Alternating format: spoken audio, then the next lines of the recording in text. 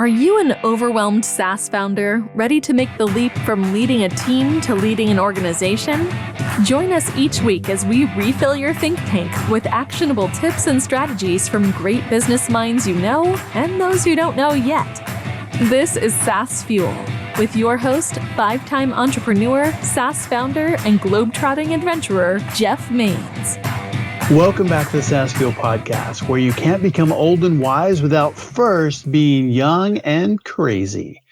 I'm your host, Jeff Maines. I help B2B SaaS founders like you create premium valuation, capital efficient growth, and freedom so you build a business you're proud of and create a life of impact that you absolutely love. I spent some time last week with SaaS founders, and our focus was knocking out constraints. Every leader, every founder, every CEO grapples with the constraints of growing a business at some point.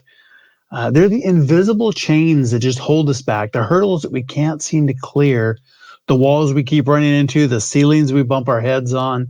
And, growing a business, I think, is a lot like climbing up a mountain. I mean, the higher you go, the tougher it gets. And there are rocks in your path, the air gets thinner, and sometimes it feels like you're not moving at all. Lots of things can cause growth to stall.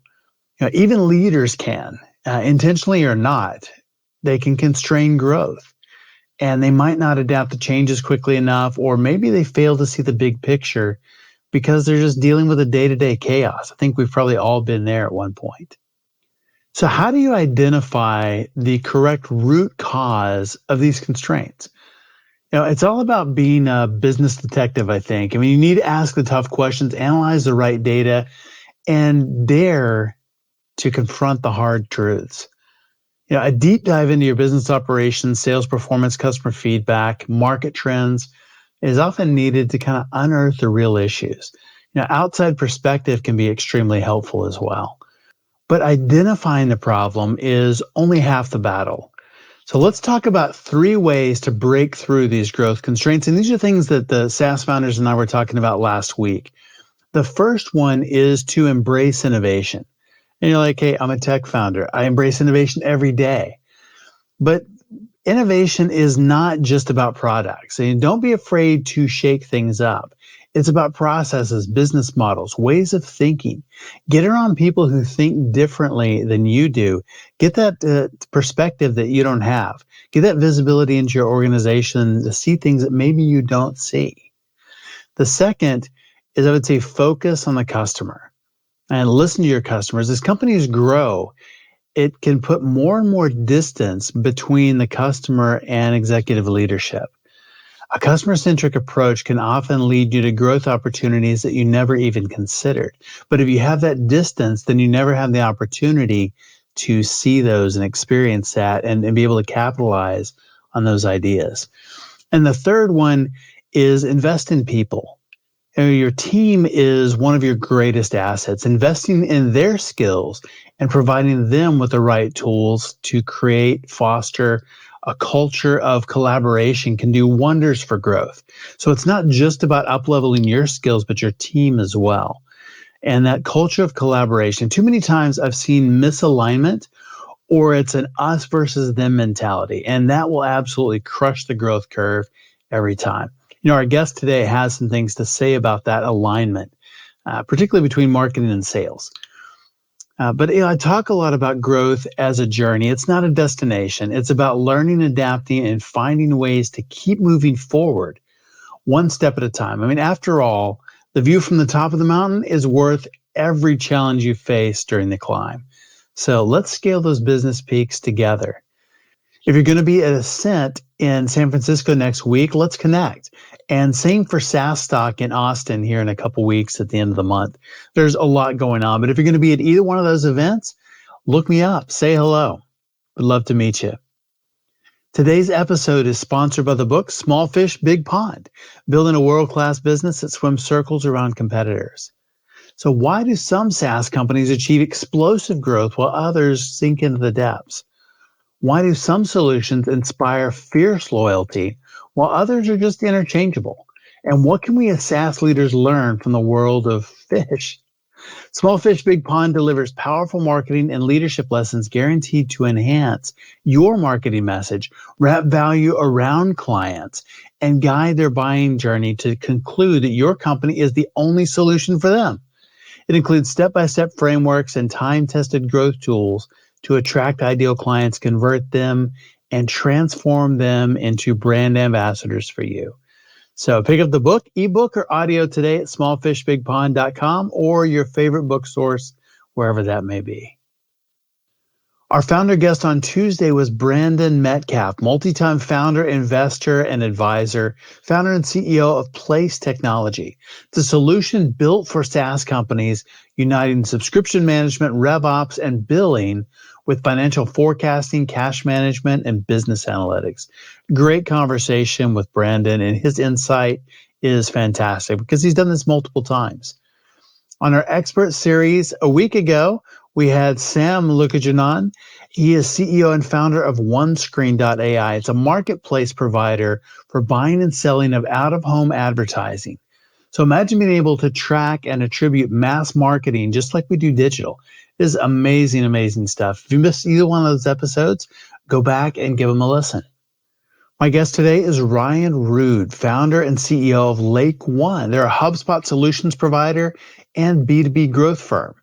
Lake One teams up with B2B brands like you and me to build and optimize revenue systems by developing laser-focused strategies to reach their buyers, implementing sales and marketing aligned tech stacks, and adding an extra set of heads to get the work done.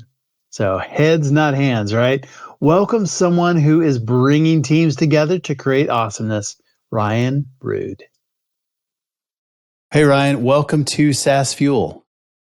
Hey, Jeff. Great to be here. So tell me a little bit about Lake One. How did you start that? And how did you get into digital marketing? Yeah, so Lake One, we work with B2B brands to help them, figure out how to build and optimize their revenue machines. That starts with, what's the go-to-market strategy look like? What's the tools and technology to make that scale? And then how can we be an extra set of hands to help them execute that? I started Lake One a bit out of necessity. I was at a startup that was winding down, trying to figure out what my next gig was going to be.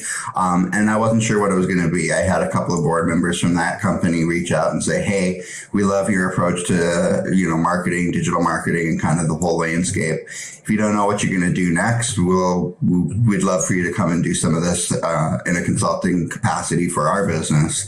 And that was the start of it. That was the genesis of it. I had my first couple clients that way. That's great. So what do you think the most important piece of digital marketing is? Yeah, so it's funny because a lot of times people will ask the digital guy, what channels, what cool new technology are you thinking about? I actually got my start in journalism and PR, so I have a passion for the story, the power of the story. And when it comes to digital, I always think that people need to really get their what and their so what down. You can spend all the money and time in the world getting the tools, the channels down. But if you don't have, the answer to the why should I care about you figured out when somebody gets to your website, when they get to the salesperson, you're going to spend all that time and energy and waste an opportunity for a sale. That makes a lot of sense. And it is easy to get drawn into, what channel, how do I make my ads perform better? Is this color going to do better than that color? Can I change this button? Yeah. But it really comes down to the story. Why should people care about my business? And what are things that we can do to really tell a great story and make it where people are engaged and care and want to hear more? Yeah. So the first thing is stop making it about you. Put your customer, put your client, put your prospect in the hero chair of the story. And this is really hard. And I see this a lot in B2B. B2B wants to sell features. B2B wants to sell, the pain that we're solving for. But at the end of the day, people buy from people. They don't buy from logos. So we all want to feel something. We all want to be moved by something. screen. So remember that on the other side of that screen, there's a human being that you need to move to take the next step, and put them in the hero seat of the story. Ways that comes to life is in the copy, so thinking about writing copy that is through their point of view. So instead of saying we all over the website, start writing it kind of in that third person in their tone of voice. That's really good advice.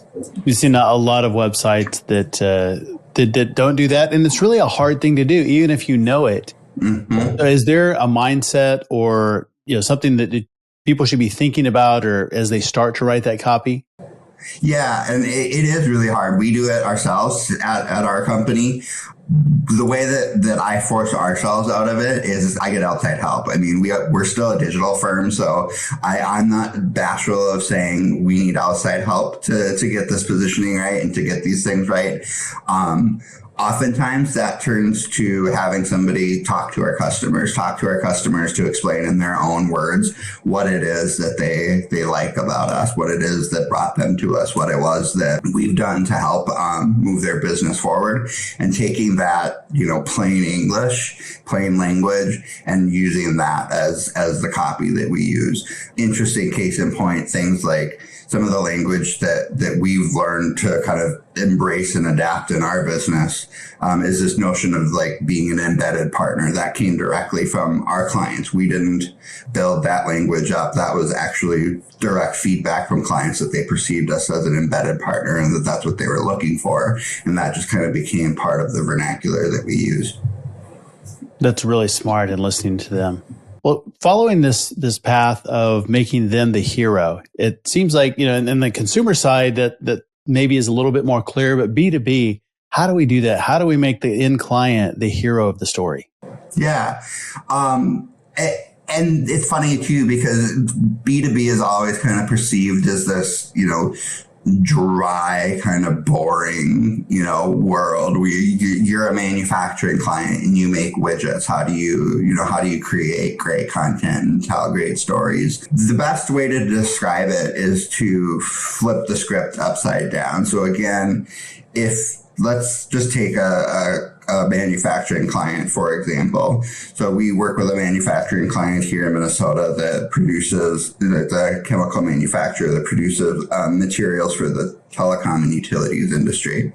And one of the products that they manufacture is a kind of like a foam that you inject in a wood utility pole. And this foam is really popular in the southern United States where there's a lot of woodpeckers. And these woodpeckers peck holes in the utility poles. And historically, the only way to solve this would be take down a utility pole, put up a new one when there was so much damage done, which is an enormous amount of work for utility companies because you have to take lines down, run new lines. So this foam, you inject it into the pole, it expands and it hardens just like wood. So you can tell the story of the product. Okay, it's a foam that expands and hardens just like wood. Or you can tell the story of all of the other things it does and the people that it impacts, where all of a sudden now you're not taking down lines, you're not putting, the grid down for a while, you're not affecting people's day to day because of, the energy being stopped. Like there's so many different ways to kind of create a very interesting story. And you can also create a really interesting villain in this story, a woodpecker, and it becomes much more compelling. Whereas at the beginning, you're just selling a product of foam that hardens and is, hardens like wood. You suddenly start telling a story that puts people in the center of it, and it's kind of more interesting and compelling. And that makes sense. And it allows somebody to put themselves in that place. Because what's really interesting is that actually happened recently. Last month, we had new utility poles put up. We have lots of woodpeckers.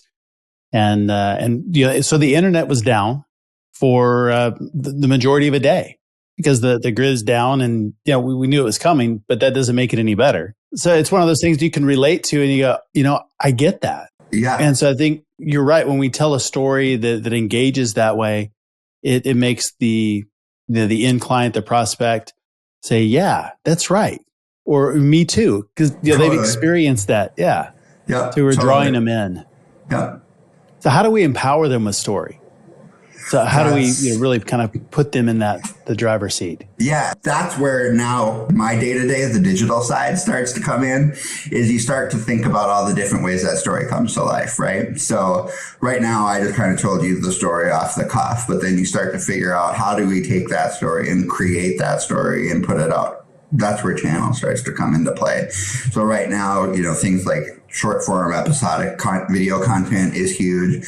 And this is where then we start having conversations again with, B2B players that are saying, if you say TikTok, I'm going to scream, because that's not at all what we want to be doing. But the reality is, like, the majority of content that's getting consumed right now is TikTok style short form video content. And when you see all of the major players, Google, Facebook, YouTube, I mean, all of them are moving toward being competitive with that style of content to be consumed. You have YouTube Shorts, you have Facebook Stories, Instagram Reels, all of them are going towards that. And there's an opportunity to think about that exact same story that I just told you about of, the villainous woodpecker pecking away at a utility pole and this foam. Like, you can start to piece together a way that the story comes to life in kind of a fun, interesting sort of way that gets told in 90 seconds and can be consumed and be shared by anyone from you and I whose life is impacted by lines going down, all the way up to being seen by, the engineer at the utility company that goes, oh, there's a way to solve that for the people in my neck of the woods.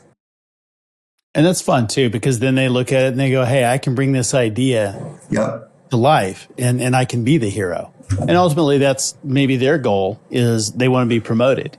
And so it's really kind of, what does the buyer really want? Exactly. It always comes down to figuring out, what is that objective that you're trying to solve for somebody. Everybody has I'm trying to mitigate risk in my job. I'm trying to, please my boss to figure out how I get that next promotion. I'm trying to solve for the bottom line. There's always that. We all know that, right?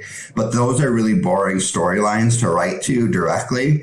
But there's ways to write to them and still tug at that emotional string. So what is a company that that does a really good job of putting the client and making them the hero of the story? Yeah, so I just started seeing these ads locally here in the Twin Cities, and they've done it both out of home in billboards. I'm seeing it on connected TV ads. It's a company called Gusto. They do payroll. Love those guys. ADP. Yeah, I'm a big fan of Gusto. But what I love is that they tell the story of all the different types of small businesses that they support. And it can be everything from, renewable energy to, small healthcare. And the way that they tell the story is that they're supporting all of this interesting innovation by empowering the employees behind all of this work. And I think that's just really interesting because, again, at the end of the day, it's a payroll company. I mean, if you're selling on features, there's a dozen large payroll companies, right? You've got ADP, right. You've got Paycor, you've got all of these. And at that point, it kind of becomes a moot point to try to sell on the same feature. But if all of a sudden you have this community that is supporting, entrepreneurs, business owners, the employees behind the scenes that are doing all of this great innovative work, it's a much more compelling story. And that's really interesting. It's a great take on what they're doing, because they could just say, hey, we have better payroll or we're more user friendly or those kinds of things. And a lot of times as tech people, that's the story we want to tell because it's about us. It's about our product. Right. But they're really spotlighting their clients and saying, look what they're doing.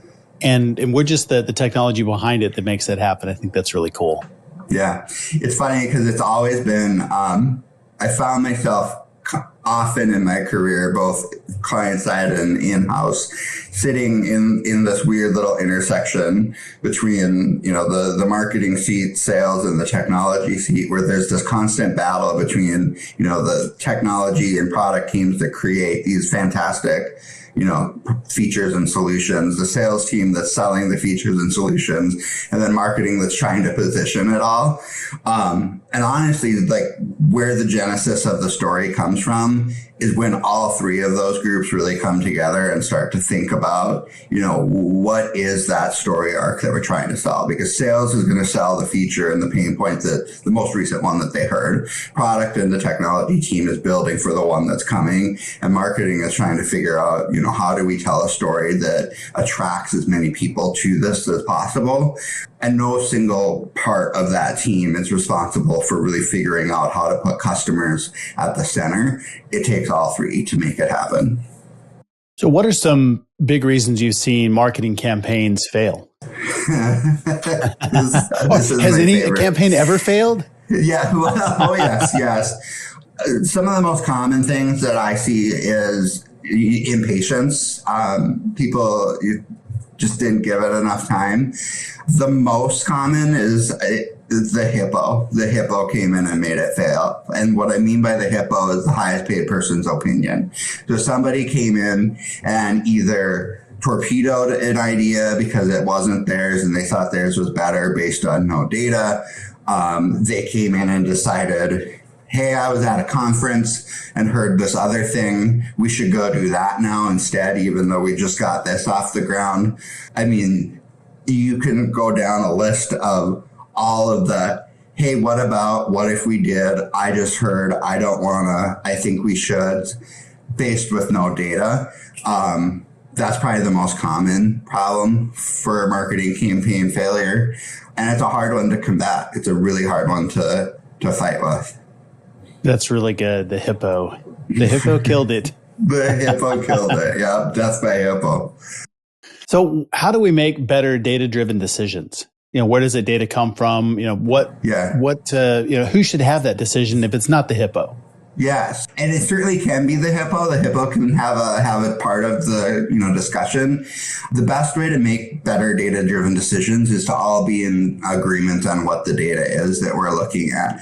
The challenge oftentimes is, and this is where a lot of the work we do on a day-to-day basis of driving sales and marketing alignment, is you can have multiple members of the revenue team sitting around a table thinking they all agree on what the metrics are that they're looking to. But when, somebody like me or somebody from my team comes in and really drills in and we're backing, backwards from the revenue metric to figure out how we actually get there. And we ask questions, about qualified pipeline, things like that. And we say to the, CMO, the head of sales, the chief finance officer, how do you define a qualified opportunity? What does a qualified, sales opportunity look like to you? We get three different answers. So that's where we start to go, okay, well, that's why we can't be a data-driven organization, because we don't have agreements on what the data even is that we're measuring. So that's where you have to start, is you have to get an agreement and alignment around that. And that makes a lot of sense. I mean, everybody is looking at something and, one person says it's blue, another person says it's green, another person says it's yellow. And you're like, why? What's the problem here? It's the same data. Exactly. Yeah. That's really smart. I mean, everybody having a seat at the table, including the hippo. I think that's a good thing, but not just being completely driven by that, but everybody having that different perspective, I think is really helpful.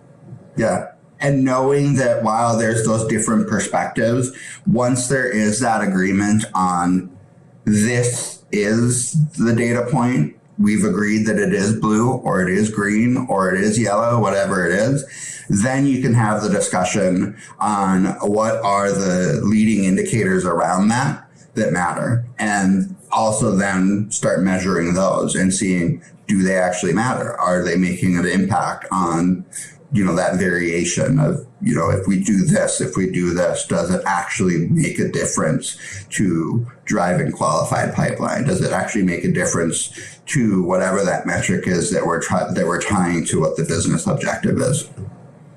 And I think that's a really important point, is defining what that business objective is and then choosing a metric that measures that. Yes. Not just choosing a metric and trying to make it fit the business, or, hey, we want to grow, so we're going to measure, whatever. Yeah, the worst thing you could possibly do is to have no metric or just pick a random metric and then try to work it in backwards, over the course of the year. And a lot of times we'll have clients that come to us and we'll be, having this conversation with them of saying, what are your goals? What are you trying to measure? And there's some anxiety around it because there hasn't ever been that pressure of, let's actually, put a stake in the ground that says we're going to set revenue goals of this, which is going to lead to this much qualified pipeline, which is going to, require this much, sales at bats and this much from marketing. There's this apprehension that once you set these numbers, failure to hit them is a bad thing, especially when you're setting those initial numbers. And I always have to remind people that it's an iterative process. Quarter by quarter, you're looking to see how you're doing. And failure to hit them out of the park right away is actually a good thing because you're figuring out what's not working so you can get closer to figuring out what's going to work so you can knock it out of the park and then start doing more of that and figure out how you move the goalpost. So how do we know just the timeline? How do we know whether to stick with something or to kill it? I mean, how do we know when it is working or when it isn't working? Exactly. That's your question. Yeah. So this goes back to that aligning the team on the metric that matters, right? So let's take the example of saying, you finally get, the leadership in agreement on what qualified pipeline looks like. We know it's companies of this size, this role. They are expressing this type of interest. We know this much information about them. Once you can get agreement on that, starting to look at what some of those leading indicators are. Are we getting traffic from companies like that? Are we getting people on content that is indicating their readiness to buy? Using survey tools and feedback tools within the website to see if we're answering questions, because it will take a little bit of time before leads start pouring in and sales is able to have the conversation of, is there an opportunity here? But there's early indicators. So if you have tools like HubSpot lets you use reverse IP lookup to see what companies are visiting your website. Lead Feeder does the same thing. Lead Lander does the same thing. Those are early indicators if a program is achieving the objectives that you're setting out. That can only be a leading indicator when the leadership team is in agreement on what that metric is that matters that's going to drive the business outcome. So to answer your question, the only way you're going to be able to know when to call it quits is to be able to identify what that early indicator is. And the only way you're going to be able to identify what that early indicator is to get the leadership in agreement on what the metric is that's going to have the impact on the business. And that's a really good plan. That makes a lot of sense. And getting the order of things correct. Yeah. To get that right outcome. Yeah. I mean, a lot of times what you'll have is, especially in very sales-driven organizations, is a lot of focus on the pipeline, a lot of focus on activity, but not a lot of focus on what drives what that momentum is of driving activity into the sales team beyond sheer force from the sales team, pounding the pavement, calls, events, things like that. So there's a shift oftentimes for organizations that are trying to think about how do we start to build a more scalable revenue machine that is sales and marketing aligned. And that's a hard one sometimes for people to, make that shift from, well, traditionally revenue has grown because sales has forced it come hell or high water, to sales and marketing are working together to create this flywheel effect of creating opportunity. I like that. The flywheel of opportunity is key. What we want. How has the client journey evolved and the way that people buy over the years? Yeah. So I'm going to focus on a very short period of time of evolution. because I think that seeing how quickly things have changed over the course of the pandemic has been very pronounced. Obviously, there's some lead up prior to that. It's validated through things like HubSpot's success with the inbound methodology, consumption of content, things like that. But what is fascinating to me is how quickly businesses that are, or were, I should say, hesitant to adopt a digital infrastructure into their business were forced to do so, and seeing the implications of that. So seeing things like manufacturers really move quickly, seeing things like hospitality, restaurant, like all these businesses that were really focused on, I'm used to selling face to face. I'm used to living on foot traffic and people, coming downtown to have a night out. Overnight, had to figure out, how do I do this differently? Right. Because otherwise I'm not going to have a business, because this thing we're dealing with, we don't know how long it's going to be. And to some extent, still kind of dealing with it in a weird sort of way. So what's been interesting for me in this is seeing the innovation that's come out of that, is seeing, innovation coming from industries that you wouldn't think were that innovative. So for example, we've seen restaurants convert their space into test kitchens. So all of a sudden, instead of having one concept, they're able to take the talents of their chef to, produce 3, 4, 5, 6 concepts. So from a consumer experience, the consumer journey, we're exposed to a whole lot more from that one central kitchen. In B2B, all of a sudden, we're having to figure out how we can provide context and create connection with people that we're used to seeing face to face.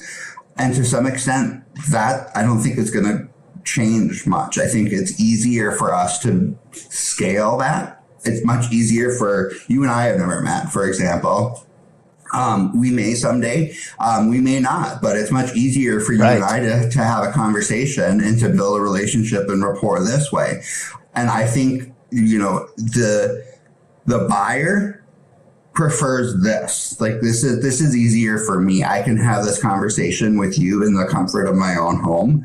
If I want to go to an event, I can. I think that the buyer has just become even more in the driver's seat, and the brands that understand that and lean to the buyer are the ones that will continue to succeed. That makes a lot of sense. It's really making it easy for them, meeting them where they are, instead 100%. of doing things the way that maybe we want them to be, or the way they used to be. Chasing that nostalgia. Yes, it used to be. That's the way we've always done it. Exactly. Yes. Well, where can people find out more about you and about Lake One online? Yeah, so you can check us out at lakeonedigital.com. I'm on LinkedIn as well. And I'm very active on LinkedIn. So definitely, connect with me there, and happy to have a conversation. Fantastic. I've really enjoyed our conversation today, Ryan. Thanks, Jeff. Thanks for being on SaaS Fuel. Thanks for having me. Thanks again, Ryan, for coming on the show and sharing your great insights and your journey. You can learn more about Ryan at lakeonedigital.com. As always, all links, highlights, resources, and full show notes are available at saasfuel.com. If you're getting value out of the show, please subscribe or follow us there at saasfuel.com on whatever platform or on YouTube. Everyone who subscribes this week gets a 404 error doormat, ensuring that even unexpected visitors know that you have a sense of humor. If you can't find it, I guess there's a 404 error doormat not found. Join us next time, where our guest is Dennis Kelly, 6-time founder and currently the founder and CEO of Postalytics, who helps marketers reach their audience via direct mail. Is direct mail a viable channel in today's market? We'll come back next week and check it out. And a week from today on our SaaS Fuel Expert Series, we have a brand expert, Bobby Gillespie. Bobby G is the founder of Proper Design. They don't just build cool brands, they create full-on brand strategy and marketing that resonates. It's a great conversation. He is an amazing character. So I will see you next time. And until then, as always, Enjoy the journey. Thanks for listening to SaaS Fuel. Full show notes for each episode, which includes a summary, key takeaways, quotes, and any resources mentioned, are available at saasfuel.com. Be sure to follow and subscribe wherever you listen to podcasts. And if you're enjoying the content and getting value from these episodes, please leave us a rating and review at ratethispodcast.com/SaaSfuel. We'll be sure to read these out on future episodes.